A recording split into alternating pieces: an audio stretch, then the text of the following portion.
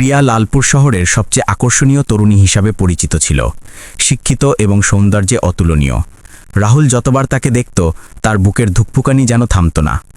প্রিয়ার পিতা একটি সরকারি দপ্তরে লিপিকার হিসাবে কাজ করতেন। প্রিয়া ছিল তাদের একমাত্র কন্যা, পরিবারের চোখের মণি। লালপুরের বাজারে রাহুলের একটা ছোটখাটো মুদির দোকান ছিল। সাধারণ দোকান হলেও তিনি সততা নিয়ে ব্যবসা চালাতেন। সকাল 6টা থেকে রাত 9টা পর্যন্ত তিনি সেখানেই কাটাতেন। কোনো দিনে 2-3 হাজার টাকার পণ্য বিক্রি হতো, আবার কখনো 1000 টাকা জোগাড় করাও কঠিন হয়ে যেত। লাভ এতটুকু ছিল যে সংসারের খরচ মেটাতে পারত।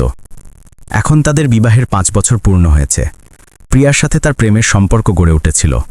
শুরুতে প্রিয়ার পরিবারের সদস্যরা অসম্মতি জানিয়েছিল। আমাদের কন্যা কোনো দোকানদারের সংসারে যাবে না, তারা স্পষ্ট করে বলে দিয়েছিল। কিন্তু প্রিয়া অটল ছিল। আমাকে রাহুলকে বিবাহ করতে হবে। সে একজন সৎ ব্যক্তি, কঠোর পরিশ্রমী, অর্থ আমরা উপার্জন করে নেব। শেষমেশ পরিবারের লোকজন সম্মতি দিল। বিবাহ সম্পন্ন হলো। কিন্তু প্রিয়ার মা বিদায়ের মুহূর্তে রাহুলকে বলেছিলেন, আমাদের কন্যাকে কখনো দুঃখ দেবে না, অন্যথায় ভালো হবে না। প্রথম বছর সবকিছু স্বাভাবিক ছিল। প্রিয়া সুখী ছিল, রাহুলও। কিন্তু ধীরে ধীরে প্রিয়া পরিবর্তিত হতে শুরু করল। যখন তার সখীরা নতুন পোশাক, অলংকার, মোবাইল নিয়ে আসত, তখন প্রিয়ার দৃষ্টিতে অসম্মানের ছায়া লক্ষ্য করা যেত। আজ আবার সেই একই ব্যাপার ঘটল। রাহুল সন্ধ্যায় দোকান থেকে ফিরে এলো তো দেখল ঘরে আলো জ্বলছে না। দরজায় ধাক্কা দিল। প্রিয়া ক্রোধের সাথে দরজা খুলে বলল, আসা হয়েছে মহারাজা? জানেন, আজ সারাদিন অন্ধকারে কাটিয়েছি। বিদ্যুতের বিল পরিশোধ করতে বলেছিলাম, সেটাও করেননি। রাহুল ক্লান্ত কণ্ঠে বলল, প্রিয়া, আজ দোকান থেকে সময় পাইনি। কাল সকালে বিদ্যুতের দপ্তরে গিয়ে বিল পরিশোধ করে দেব। ক্ষমা করে দাও। ক্ষমা করে দাও? সর্বদা এটাই বলে যাও তুমি। তুমি কোনো কাজের মানুষ নও। আমার সখী সোনিয়ার স্বামীকে দেখো, কত যত্ন নেয়। প্রতি সপ্তাহে কোথাও না কোথাও বেড়াতে নিয়ে যায়। আর তুমি একটা বিলও সঠিকভাবে পরিশোধ করতে পারো না। রাহুল কিছু উত্তর দিল না। মোমবাতি জ্বালিয়ে রান্নাঘরে গেল, রুটি তৈরি করতে শুরু করল। প্রিয়া বাইরে বসে তার সখীর সাথে ফোনে আলাপ করছিল। ইচ্ছাকৃতভাবে কণ্ঠ উঁচু করে রেখেছিল যাতে রাহুল শুনতে পায়। হ্যাঁ সোনিয়া, আমি কোথায় আটকে গেলাম বন্ধু? তোর মনে আছে আমি কত ছেলের প্রস্তাব প্রত্যাখ্যান করেছিলাম? বাবার বন্ধু তার ছেলের প্রস্তাব নিয়ে এসেছিল, সরকারি চাকরি করত। আমি সেটাও অস্বীকার করেছিলাম। আর এখানে তার সাথে বিবাহ করে কী লাভ হলো? রাহুলের হাত থেকে রুটির বেলন খসে পড়ল। তার চোখে জল এসে গেল, কিন্তু সে চোখের জল মুছে ফেলল। সম্পর্কটি রক্ষা করতে হবে। প্রিয়ার ক্রোধ শান্ত হয়ে যাবে এই চিন্তা করে সে নীরব রইল। খাওয়ার সময় প্রিয়া আবার শুরু করল, এই তরকারিতে ঝাল অতিরিক্ত, তুমি সঠিকভাবে রান্নাও করতে পারো না। রাহুল তার প্লেটে তাকালো। ঝাল একেবারেই স্বাভাবিক ছিল। সে নিজে চেখে দেখেছিল, কিন্তু কিছু বলল না, শুধু খেয়ে যেতে থাকল। পরের দিন সকালে রাহুল বিদ্যুতের বিল পরিশোধ করল। ফেরার পথে প্রিয়ার পছন্দের জিলাপি নিয়ে এলো। ঘরে পৌঁছে দেখল প্রিয়ার ভাই অভি এসেছে। অভি কখনো রাহুলকে ভালো দৃষ্টিতে দেখত না। আসা হয়েছে জামাইবাবু। ভাইয়ের স্ত্রী সকাল থেকে কাঁদছিল, বলছিল নতুন মোবাইল দরকার, তার পুরনো মোবাইলটা ঠিকভাবে চলে না। রাহুল নরম স্বরে বলল, ভাই, এখন দোকানে একটু মন্দা যাচ্ছে। 2-3 মাসের মধ্যে? 2-3 মাস? সর্বদা এটাই বলে যাও তুমি। আমার সব সখীর কাছে নতুন মোবাইল আছে, শুধু আমার কাছে পুরনো পড়ে আছে। তোমার লজ্জা হয় না? অভি বলল, জামাইবাবু, যদি ভাইয়ের স্ত্রীকে সুখী রাখতে না পারেন তাহলে সরাসরি বলে দিন, আমরা তাকে ফিরিয়ে নিয়ে যাব। রাহুল কিছু বলতে চেয়েছিল, কিন্তু মুখ থেকে কথা বের হলো না। সে শুধু মাথা নিচু করে দাঁড়িয়ে রইল। সেই সপ্তাহেই রাহুলের মাথার তীব্র জ্বর হলো। তাকে তৎক্ষণাৎ হাসপাতালে নিয়ে যেতে হলো। রাহুল প্রিয়াকে বলল, প্রিয়া, মাতার শরীর খুব খারাপ, আমাকে আজ রাতটা তার পাশে থাকতে হবে। প্রিয়া মুখ মেকিয়ে বলল, থাকো, আমার কি যায় আসে, কিন্তু কাল সকালে অবশ্যই দোকান খুলবে, অন্যথায় সারা মাস অর্থের জন্য কান্নাকাটি করবে। রাহুল সারা রাত হাসপাতালে মাতার পাশে বসে রইল। সকালে তাড়াতাড়ি ঘরে এলো, স্নান করল এবং দোকান খুলে দিল। সন্ধ্যায় যখন ঘরে ফিরল তখন প্রিয়ার মুখ গম্ভীর ছিল। মাতার খবর নিয়েছ? কেমন আছেন? রাহুল জিজ্ঞাসা করল। জানি না, আমি কেন যাব? তোমার মাতা, তুমি সামলাও। রাহুলের খুব ক্রোধ হলো, কিন্তু ঘরে ঝগড়া এড়াতে সে নীরব রইল।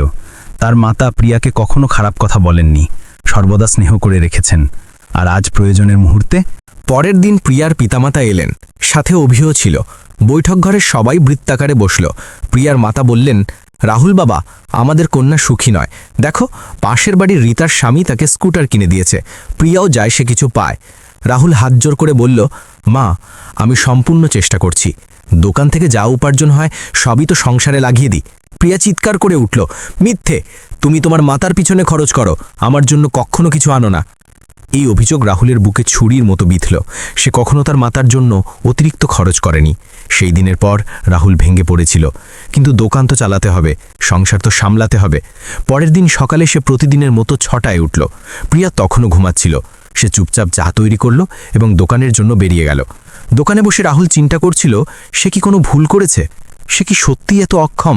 সে তো সর্বদা প্রিয়াকে সুখী রাখার প্রয়াস করেছে। তবুও সন্ধ্যায় ঘরে ফিরল তো প্রিয়ার মুখে একটা অদ্ভুত হাসি ছিল। রাহুল বুঝতে পারল না এটা ভালো লক্ষণ নাকি খারাপ। শোনো, প্রিয়া বলল, আমার সখী নেহার বিবাহ বার্ষিকী, পরের সপ্তাহে একটা ভালো রেস্তোরাঁয় অনুষ্ঠান রেখেছে, আমার একটা নতুন শাড়ি চাই। রাহুল হিসেব করল, এই মাসে দোকান থেকে যা আয় হয়েছে তার অর্ধেক সংসারের রসদেই খরচ হয়ে গেছে। মাতার ওষুধের জন্য 500 টাকা ব্যয় হয়েছে, বিদ্যুতের বিল এই মাত্র পরিশোধ করেছে, হাতে আর মাত্র 2000 টাকা আছে। প্রিয়া, এখন সংসারে বেশি অর্থ নেই। পরের মাসে প্রিয়ার মুখ লাল হয়ে গেল। তোমার কাছে সর্বদা অজুহাত থাকে। আমি অনুষ্ঠানে যাব না যদি নতুন শাড়ি না পাই। সকলের সামনে আমার কি সম্মান থাকবে? রাহুল তার পুরনো ঘড়িটা দেখল, পিতার শেষ স্মৃতি। পরের দিন সেটা বন্ধক রেখে এলো এবং প্রিয়ার জন্য শাড়ি নিয়ে এলো। প্রিয়ার শাড়িটা দেখে মুখ মেকিয়ে বলল, ব্যাস এইটুকু? নেহা তো 5000 টাকার শাড়ি পরবে। রাহুল কিছু বলল না, শুধু তার ঘরে গিয়ে শুয়ে পড়ল। অনুষ্ঠানের দিন প্রিয়া সেজে বেরোলো। রাহুল জিজ্ঞাসা করল, আমারও কি যাওয়া উচিত? প্রিয়া হেসে বলল, তুমি? না না না, তুমি থাকো, তোমার পোশাকও তো ঠিকঠাক নয়, আমি লজ্জিত হব। রাহুল দাঁড়িয়ে রইল। স্ত্রী তাকে অনুষ্ঠানে নিয়ে যেতে লজ্জা অনুভব করে। রাত 11টায় প্রিয়া ফিরল, সুখী দেখাচ্ছিল। কি অসাধারণ অনুষ্ঠান ছিল! নেহার স্বামী কত ব্যবস্থা করেছিল, ডিজে, কেক, সাজসজ্জা, সবকিছু। আর তুমি তো... রাহুল নীরবে শুনতে থাকল। পরের কয়েকটা দিন এভাবেই কেটে গেল। প্রিয়ার আবদার বৃদ্ধি পেতে লাগল। রাহুলের অর্থনৈতিক পরিস্থিতি খারাপ হতে থাকল। সে দোকানে কিছু নতুন পণ্য আনার জন্য অর্থ সঞ্চয় করেছিল, সেটাও প্রিয়ার জেদে খরচ হয়ে গেল। এক সন্ধ্যায় রাহুলের মাথা ফোন করে কাঁদতে শুরু করলেন, বাবা, আমার তোর চিন্তা হয়, তুই সুখী তো আছিস? রাহুল হেসে বলল, হ্যাঁ মা, একদম সুখী আছি, তুমি চিন্তা করো না। কিন্তু অন্তরে অন্তরে সে ভেঙে পড়ছিল। তারপর একদিন প্রিয়ার ভাই অভি তার স্ত্রীকে নিয়ে এলো। তারা নতুন গাড়ি কিনেছিল। প্রিয়া তাদের গাড়ি দেখে মনমরা হয়ে গেল। দেখলে রাহুল, অভি ভাই নতুন গাড়ি কিনেছে, আর তুমি? তোমার তো একটা স্কুটার পর্যন্ত নেই, আমাকে বাসে যেতে হয়। অভি মজা করে বলল, জামাইবাবু, আপনিও কিছু করুন, ভাইয়ের স্ত্রী চিন্তায় থাকে। রাহুল বলতে চেয়েছিল যে সে প্রিয়ার জন্য কি কি করেছে, কিন্তু নীরব রইল। রাতে প্রিয়া আবার শুরু করল, তোমার সাথে থেকে আমার জীবন নষ্ট হয়ে গেল। ইস, যদি আমি অন্য কাউকে বিবাহ করতাম। এবার রাহুল জিজ্ঞাসা করল, প্রিয়া, আমি তোমার জন্য কি করিনি বলো একটা কথা। প্রিয়া চিৎকার করে বলল, কিছু করনি তুমি, শুরু কান্নাকাটি করতে পারো তুমি, পুরুষ হও তো কিছু করে দেখাও। রাহুলের ধৈর্যের সীমা ছাড়াতে শুরু করল। সেই রাতে রাহুল ঘুমাতে পারল না। তার মাথায় একটাই প্রশ্ন ঘুরছিল, আর কতদিন সে এইসব সহ্য করে যাবে? রাহুল চিন্তা করছিল, এত অর্থ কোথায় পাব? কিন্তু প্রিয়ার বক্তব্য ছিল, এটা আমার সমস্যা নয়, তোমার সমস্যা, ব্যবস্থা করো। পরের কয়েকটা দিন আরও খারাপ কেটে গেল। প্রিয়া রাহুলের সাথে কথা বলা প্রায় বন্ধ করে দিল। যখনই কথা বলতো, খোঁচা ছাড়া আর কিছু থাকতো না। তারপর একদিন প্রিয়ার পিতামাতা এলেন। তাদের মুখ গম্ভীর, প্রিয়াও কাঁদছিল। প্রিয়ার পিতা বললেন, রাহুল, আমরা সিদ্ধান্ত নিয়েছি, প্রিয়াকে আমরা আমাদের সাথে নিয়ে যাচ্ছি, তুমি তাকে সুখী রাখতে পারছো না। রাহুল বলল, কিন্তু বাবা, আমি তো... প্রিয়ার মাতা বললেন, তুমি কি করেছ? আমাদের কন্যাকে শুধু কাঁদিয়েছ। দেখো কতটা দুর্বল হয়ে গেছে সে, সঠিকভাবে খেতেও পায় না সে। রাহুল প্রিয়ার দিকে তাকালো। সে নীরব ছিল, শুধু কাঁদছিল। সে একবারও রাহুলের পক্ষে কথা বলেনি। ঠিক আছে, রাহুল নরম স্বরে বলল, যদি প্রিয়া এটাই চায় তবে নিয়ে যান। প্রিয়া চমকে গেল। সে আশা করেছিল রাহুল তাকে থামাবে, বোঝাবে, কিন্তু রাহুল কিছুই বলল না। প্রিয়া তার পিতামাতার সাথে চলে গেল। ঘর খালি হয়ে গেল। রাহুল একা রইল। প্রথম কয়েকটা দিন অস্বাভাবিক লাগলো, কিন্তু ধীরে ধীরে রাহুল শান্তি অনুভব করতে শুরু করল। সকালে উঠত, নিজের জন্য চা তৈরি করত, দোকান খুলত। কোনো খোঁচা নেই, কোনো অভিযোগ নেই। যে অর্থ সে প্রিয়ার শখ পূরণ করতে ব্যয় করত, তা দিয়ে দোকানে নতুন পণ্য আনালো। ধীরে ধীরে বিক্রি বৃদ্ধি পেতে লাগলো। 2 মাস পর একদিন অভি দোকানে এলো। জামাইবাবু, ভাইয়ের স্ত্রী আপনার সাথে দেখা করতে চায়। রাহুল জিজ্ঞাসা করল, কেন? সে বলছে যে সে ভুল করেছে, সে ফিরে আসতে চায়। রাহুল হাসল, না ভাই, এখন আর না। কিন্তু জামাইবাবু, রাহুল শান্ত কণ্ঠে বলল, 5 বছর আমি নত হয়েছি, প্রতিবার ক্ষমা করেছি, সব অপমান সহ্য করেছি, কিন্তু এবার অনেক হয়েছে। আমি প্রিয়াকে অনেক সুযোগ দিয়েছি, এবার আমার পালা নিজের জন্য বাঁচার। অভি চলে গেল। পরের সপ্তাহে প্রিয়া নিজে এলো, তার চোখে জল ছিল। রাহুল, আমাকে ক্ষমা করে দাও, আমার ভুল হয়েছে, আমি ফিরে আসতে চাই। রাহুল তার দিকে তাকালো, সেই একই মুখ, সে একই চোখ, কিন্তু এখন তার আর কিছু অনুভূতি হলো না।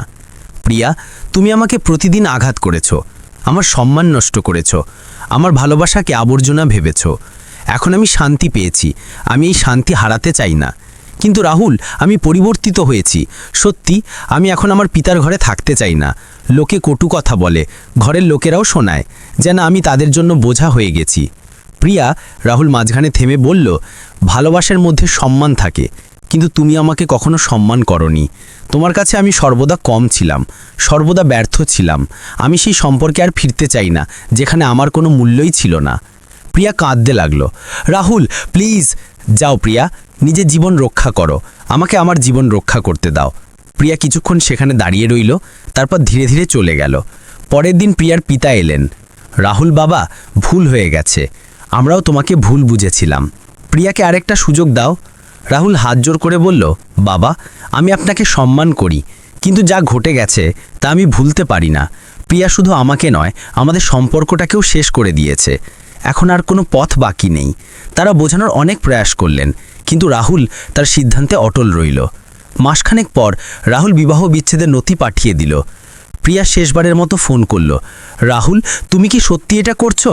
হ্যাঁ প্রিয়া, তুমি আমাকে ভালোবাসোনি, শুধু ব্যবহার করেছো। এখন আমি নিজের জন্য বাঁচছি। কিন্তু লোকে কি বলবে? রাহুল হাসল। সেই লোক যাদের জন্য তুমি আমাকে প্রতিদিন অপমান করতে, আমার এখন তাদের পরোয়া নেই, আমার নিজের পরোয়া আছে। প্রিয়া ফোন কেটে দিল। 6 মাস পর বিবাহ বিচ্ছেদ হয়ে গেল। রাহুল স্বাধীন ছিল, দোকান ভালো চলছিল। রাহুল নিজের জন্য বাঁচতে শিখেছিল। সে সুখী ছিল, শান্ত ছিল। সে তার মাতাকে ডেকে নিয়ে এসেছিল। এখন মাতা পুত্র দুজনেই ঘরে একসাথে থাকতেন। একদিন তার মাতা জিজ্ঞাসা করলেন, বাবা, একা লাগে না? রাহুল বলল, মা, একা থাকা সেই সম্পর্ক থেকে ভালো যেখানে রোজ মরতে হয়। আমি ভালোবাসার নামে নিজেকে হারিয়ে ফেলেছিলাম, এখন আমি নিজেকে ফিরে পেয়েছি। প্রিয়া বেশ কয়েকবার বার্তা পাঠালো, কিন্তু রাহুল কখনো উত্তর দিল না। সে তার জীবনের নতুন অধ্যায় শুরু করে দিয়েছিল। লালপুরের লোকেরা কথা বলতো, কেউ বলতো রাহুল ভুল করেছে, কেউ বলতো ঠিক, কিন্তু রাহুলের এখন কারো পরোয়া ছিল না। সে জেনে গেছিল যে কখনো কখনো নিজেকে রক্ষা করার জন্য সম্পর্ক ভেঙে দেওয়া আবশ্যক, আর এটা দুর্বলতা নয়, বরং শক্তি। আপনার কি মতামত? রাহুল ঠিক করেছে নাকি ভুল? মন্তব্য করে অবশ্যই জানাবেন। ভিডিওটি লাইক, শেয়ার এবং আমাদের চ্যানেলকে সাবস্ক্রাইব করতে ভুলবেন না।